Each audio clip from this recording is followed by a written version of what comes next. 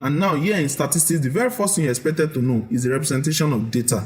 And when you are representing data, it can come in various forms, maybe in bar chart, histogram, OGIF, pie chart, just as featured here. Then you need to know how to interpret each of these diagrams, whichever one is coming to you in the exam. You need to know how to interpret it. Like one thing they normally like to ask on the cumulative frequency curve is to say, okay, what is the 50 hertz percentile? And then you need to look at half of your cumulative frequency, like care is a bit above 50. Maybe you look at something like 26, 27, you trace, and then you trace back down to get the appropriate mark scored for that frequency range. Okay, so you need to know how to interpret it. Maybe in this particular type of question, they'll be asking you how many students score some particular marks. So you need to read the graph and appropriately get that out. In pie chart, you also need to have representation and how you can scale it to 360, and then you can get some percentages out.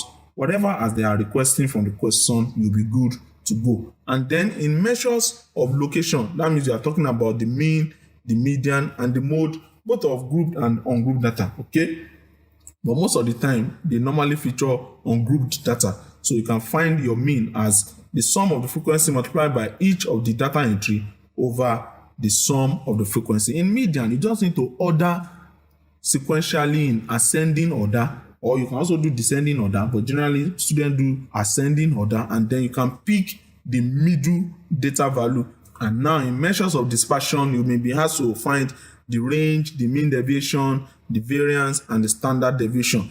What they mostly ask is the mean deviation, but that does not stop you to also look at variance and standard deviation. You just need to know that when you are working with mean deviation, you are making use of the absolute value of the difference between each data set and the mean. Okay, but when you are working with variance, it's actually the square of the difference between the data entry and the mean, and then standard deviation is actually the square root of the variance. Okay, and then when it comes to permutation and combination, you just need to understand that when you are talking about permutation, you are talking about a case in which order is of priority, is of importance. Maybe they are saying that a particular person and a particular person of a necessity, they must sit together, or they want to pick a committee and maybe a man must be in the committee. So they already put in the condition that the order is very, very important. When it comes to combination, they are not neglecting the order, and this is the formula that you use for each one of them.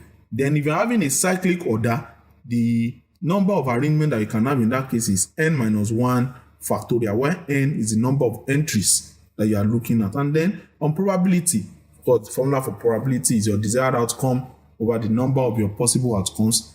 And sometimes they feature questions in which you are featuring combination of conditions, like you are throwing two die and they are asking for what the probability of getting even numbers. So you need to do a truth set table in which you have your number for the one die, your number for the other die, and you are looking at, okay, where are the areas that are going to feature even numbers for the two of them. Then you count out the number, divide by the total possible outcome, and then you get your probability out and find.